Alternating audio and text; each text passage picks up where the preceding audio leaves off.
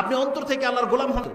আপনি মুসলিম তো হন নাই, শুধু নাম বাপদাদার সূত্রে আপনার জন্ম হয়ে গেছে, তাই আপনি নিজেকে মুসলমান ভাবছেন। আপনার ঘরে আপনার জন্ম যদি হিন্দুর ঘরে হইতো, দেখেন আপনি ওই রকমই থেকে যেতেন। কোনোদিন আপনি জানার চেষ্টা করতেন না যে আমার স্রষ্টা কি, কোনোদিন চেষ্টা করতেন না। যেমন আপনার মুসলমানের ঘরের সন্তান হয়ে শুধু আপনি নিজেকে মুসলিম ভাবছেন, কিন্তু আপনি বলতে পারবেন না কোরআনের 5টা আয়াত আপনার মুখস্থ আছে।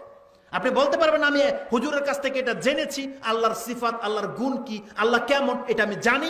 এটা কোনো কয়জন মুসলিম বলতে পারবেন? আপনি বলেন। যেমন ভাবে জন্ম হয়েছে তেমন ভাবে আপনি পড়ে আছেন না, শিক্ষার মধ্যে কোনো বাড়তি আছে না, আমলে কোনো। সারা জীবন যারা সালাত আদায় করে ওই সুবহান রাব্বিয়াল আলা, ওই সুবহান রাব্বিয়াল আলাই থেকে গেল। 3বার পড়া 3বারই। কেন? কোরআন হাদিসে শুধু একটা দোয়াই আপনাকে শিক্ষা দেওয়া হয়েছে। সারা জীবন নামাজ পড়ছেন কুল হুয়াল্লাহু আহাদ। সূরা বাকারাও তো আল্লাহর নাজিলকৃত সূরা। আমাদের যারা হাফেজ রয়েছে তারা শুধু হেফজই করেছে, কোনোদিন কি একবার চিন্তা করেছে যারা মসজিদের হুজুরগুলা যে আমি কোনোদিন আমার রাসূল সাল্লাল্লাহু আলাইহি ওয়াসাল্লামের সেই সুন্নতটাকে আদায় করি, যে আমি কোনো এক রাকাতে সূরা বাকারাটা পড়ি? চেষ্টা করে আমাদের কোথায় সেই নামাজ? তার মানে কোথায় আমরা বন্দেগী করছি? কোথায় আয়েশা রাদিয়াল্লাহু তাআলা আনহা এবং তার রাসূল সাল্লাল্লাহু আলাইহি ওয়াসাল্লামের মেয়েদের মতো আমাদের মা বোনদের পর্দা?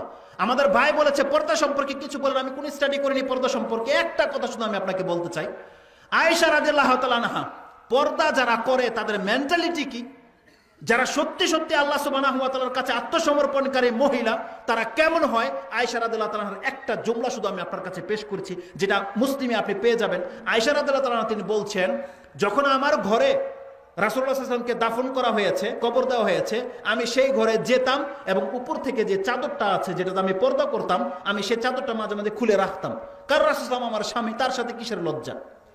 বলছেন যখন আবু বকর সিদ্দিককে তার জামানায় যখন তাকে আমার ঘরে কবর দেওয়া হলো, তো সে আমার পিতা, আমার বাবা, আমি যখন ঘরে যেতাম উপরের বরকাটা খুলে চাদরটা খুলে রেখে দিতাম। কিন্তু যখন ওমর রাদিয়াল্লাহু তাআলার যুগ আসলো, ওমর রাদিয়াল্লাহু তাআলাকে তার পাশে কবর দেওয়া হলো, মুর্দা মানুষ, মুর্দা, আপনি চিন্তা করতে পারেন মুর্দা, লজ্জা কি জিনিস আপনি চিন্তা করেন। লজ্জা যারা বুঝে তারা বুঝে যে মুর্দার জিন্দার মধ্যে পার্থক্যটা কি। সেই ঘরের মধ্যে 3টা কবর আছে। তিনি বলছেন আয়েশা রাদিয়াল্লাহু তাআলা আনহা, এরপর থেকে যখনই আমি এই ঘরে ঢুকতাম আমি আর আমার চাদর খুলতাম না। কারণ ওমর হচ্ছে আমার জন্য পরপুরুষ। মুর্দা মানুষ, দেখতে পায় না, শুনতে পায় না, কিছু অনুভূতি নাই, কিন্তু লজ্জা মানুষকে এতটা উচ্চ স্থানে পৌঁছে দিতে পারে। আমাদের মা বোনদের সেই লজ্জাটা কোথায় বলেন? লজ্জা তো নাই। আর আপনারা যারা আছেন তাদের লজ্জাকে একবার খেয়ে দিয়েছেন, মাঠে ঘাটে রাস্তাঘাটে সব জায়গায় তাদেরকে কাজে লাগিয়ে দিয়েছেন। এখন সে পর্দা করে ধান বুনবে, সে পর্দা করে আপনার আম পারবে, সে পর্দা করে যাবে শুকাতে, আপনারা তাদেরকে কাজে লাগিয়ে দিয়েছেন। অনেকে বিয়ে করে হয়তো এই জন্যে যে তার একজন কর্মের সঙ্গী হইল, তো তারা কিভাবে পর্দা করবে আপনি বলেন?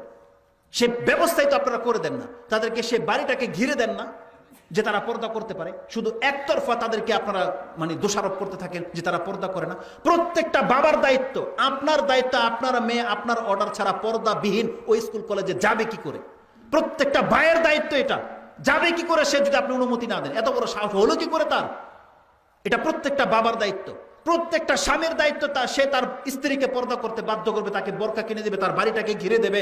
কাজ করলে আপনি মাঠে ঘাটে কাজ করবেন, তাকে কেন? আপনার যতটা ক্ষমতা আছে ততটুকু দিয়ে আপনি দান লাগান। আপনার ওয়াইফকে কেন আপনি জমিনে নামিয়ে দিয়েছেন? আমি দৃশ্য দেখেছি, যখন গাড়ি দিয়ে আসছি প্রায় জমিনে পুরুষের সাথে মহিলা দান বুনছে, নিরি করছে। এগুলো কেন? তার পেট পিঠ সব উদাম হয়ে আছে। কেন করলেন আপনি এই কাজটা বলেন? তাহলে সে কেন পর্দা করবে? এইভাবে ইসলামটাকে আমরা ধ্বংস করে দিচ্ছি। অথচ আল্লাহ সুবহানাহু ওয়া তাআলা বলছেন তোমরা প্রত্যেকে আমার গোলাম, এই গোলামিবিহীন কেউ নাজাত পাবে না।